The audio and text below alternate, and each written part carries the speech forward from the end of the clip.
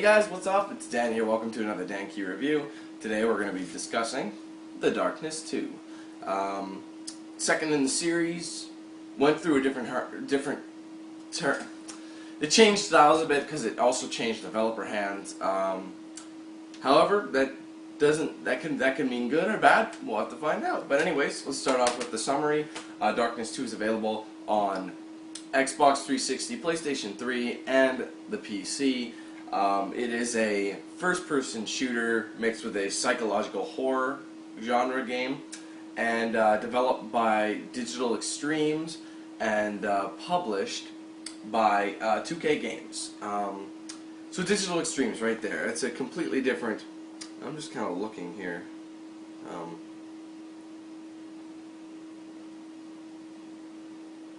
Yeah, anyway. They were, like, the first thing I noticed before we did anything was... Okay. Alright, the first thing I noticed when I put in The Darkness was the graphical design. The graphical design was kind of unique, actually. At first, it seemed kind of, I don't know, subpar, but when you really started playing it, you could see that was an intentional style of design. The game isn't necessarily like beautiful, realistic graphics. However, it is like, I don't know, more of a cartoonish style thing. So I do like the graphical design. It's unique. So that's a pro, I think. It's got a nice, unique graphical design. It looks good too. So it's not just like a bunch of random blotch. You know, it is nice. It does look good. But it also gives you the feel that you are playing a video game, which is what you're doing. And a lot of games nowadays are trying for realism, and I'm glad this one at least goes, kind of dips into the pot of realism, but not completely, you know what I mean?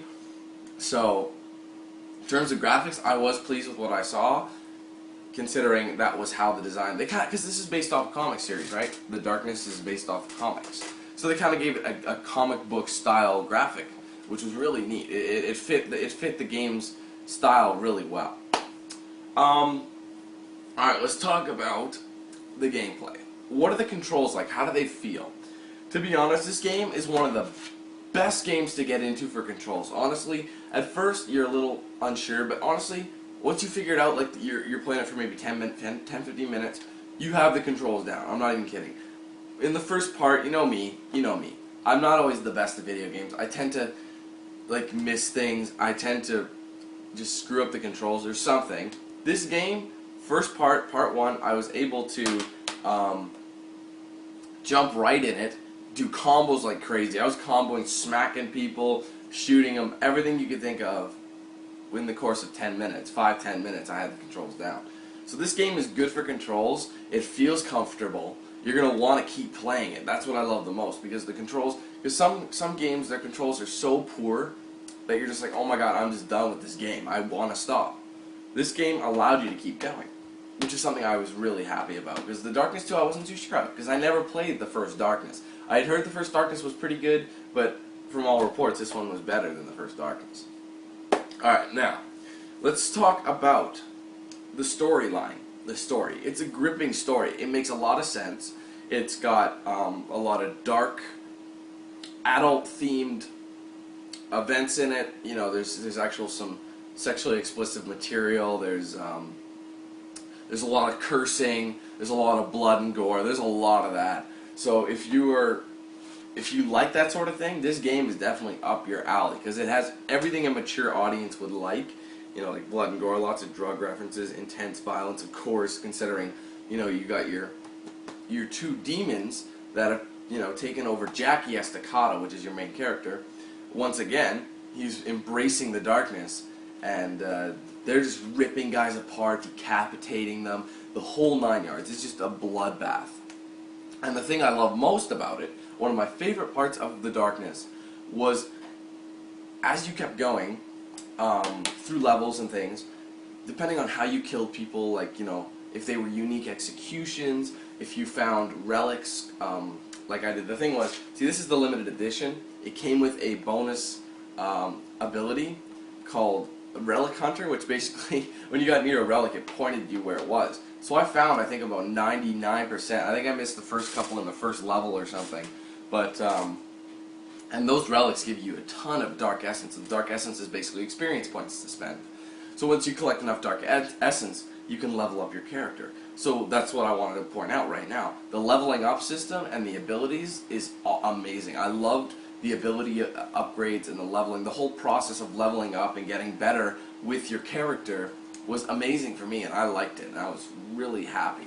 Because that was something that made you want to keep going. You'd try and you'd collect everything, you'd go nuts, you'd do as many executions as you could, and in doing so you'd finally get a chance to purchase new points at these like Dark Essence spheres that you come across in each level. You can purchase them and get new abilities, like for example the additional ammo for your weapons, new demonic abilities like new executions. There was things called gun channeling. You know, it basically replaces your ammo with darkness. You know, darkness. So you have a much more powerful shot. You have swarm, which is like you release these.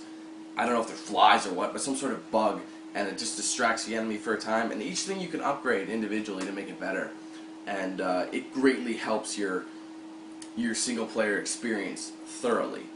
Now, by the end of the game, my character was not completely uploaded. It was getting there, but it wasn't 100% uploaded, or uploaded.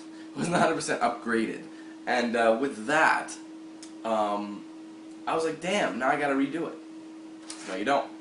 This game has a New Game Plus feature, and for those of you who are not familiar with New Game Plus, it allows you to take your completed character, your completed progress, start a new game, and all that progress has carried over to your new game save. So basically you'll be starting over, however, with all the abilities you've unlocked, all the skill points you've saved, etc., etc.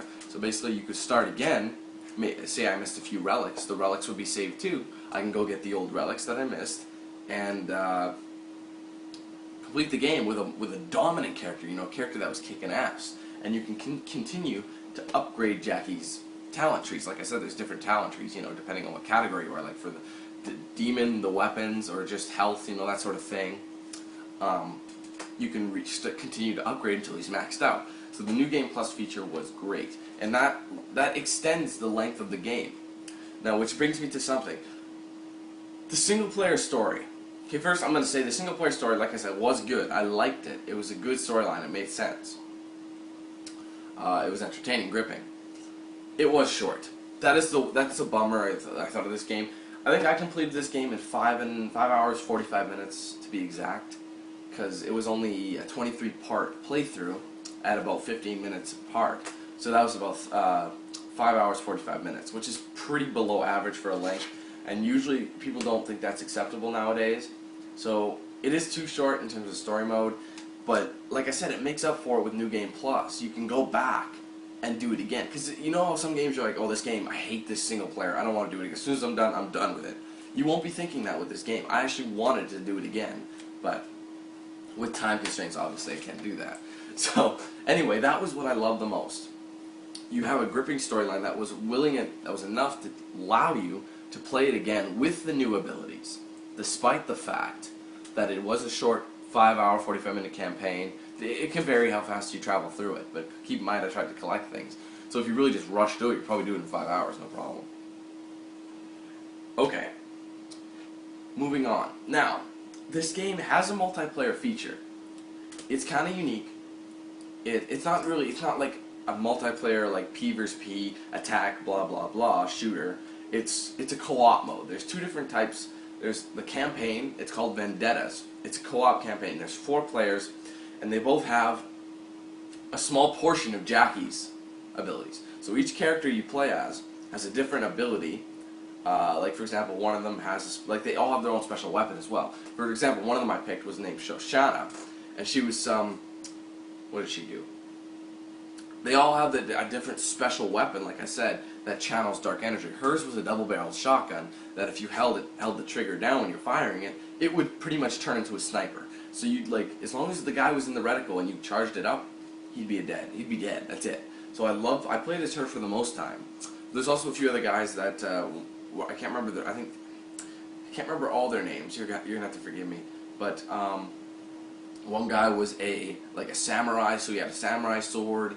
Another guy was a witch doctor, so he had like a tribal thing that cast spells or levitated the enemy and you could choke him out or whatever. The final guy had like an axe, and he was like a Scottish, Irish, I don't know what the hell he was. His name was written in like Celtic writing, and he had the red hair and the pale skin, but he had a Scottish accent, so I don't know what he was. But anyway, you had 4 different characters. Now the thing is, I was originally going to do it in co-op. However, things happened and I had to go solo. I had just as much fun going solo as I did, as I'm assuming I would, in co-op. Although I'll bet you the co-op would have a lot more fun. You could do co-op, like, well, no kidding, but you can combine each other's skills and abilities to take out the enemy and make it that much more effective, you know what I mean? Like, I didn't struggle at all through mine, but there were times where it would have been, you know, it would have made more sense for a teammate to come out and just help me out, you know what I mean? Because it does get gong showish. Now there is another mode under Vendetta, so it's co-op as well. Now I gotta say, even though it was a short little campaign, it was a nice little addition. There's another mode called Hit List, and Hit List is also a Vendetta's category, so to speak. And what you do, they're like individual challenges. Now each challenge you can play, there's ones that are Hit List exclusives. There's 6 of them, what I covered. Things that you go in and they're just random. Do this, complete it. There's no storyline really. There's a bit of a minor one, but not really. Just go kill this guy, do this, do that. And it follows it's completely random. Honestly, there's no real storyline to it, but it's nice little challenge missions. Those are basically what they're all, they're challenges. And in that category, you can also choose to replay individual Vendetta's campaign story missions and get a better score at it, or whatever, or play on a different difficulty. And there's also ones that I wasn't able to do because they were online exclusives, meaning you had to play them online. I think there were about 3 or 4 of those. But if you play them all, I don't know if you get anything special, but they do add to this game's value. And like even then, they didn't have to. Here's the thing: the single player of this game is good enough. They didn't have to have that multiplayer, that co-op. But the co-op was fun. It was a nice little addition. I mean, the thing was, it was something done kind of. Okay, let's give them something multiplayer. So they worked out something quick. But they worked it out, it was good. You know what I mean? It wasn't bad. So, when you look at this, with the unique cartoon, comic book-esque style graphics, the really easy to get into controls, the gripping storyline, the ability to start the game over so your length is okay. You can start again, meaning you can, I don't know how to categorize that, but New Game Plus, extending your single-player experience with all your abilities, lots of abilities, you know, tons of things like that. And you also got an additional co-op gameplay, which you can do single player if you want, so you're not forced to play co-op. However, I'm sure it would be way more fun if you did so. So with all that, the game being rather entertaining, like with the bad side, it is only a little short for a campaign. 5 hours, 45, 6 hours, you know, in there. It's not all that long. And, well, regardless, despite that and all the other things, I'm giving The Darkness 2 an 8 out of 10. A really solid game. Don't pass it up because you think it's short. I'm actually happy to have this game, because normally with me, my games, I don't normally get a chance to keep playing them anymore, because I'll put them away and I have more things to do. This is a game I feel like I want to pick up again and play the single player again to get through this New Game Plus with all my abilities. So that's something I'll probably do with this bad boy. So, Darkness 2, I do recommend it. 8 out of 10 from me. Really solid title. I do recommend you go get it. So, thanks everybody for watching this episode of the DanQ review for The Darkness 2. Hope you enjoyed it. Hope it helped you make a decision. And I'll see you guys in the next one.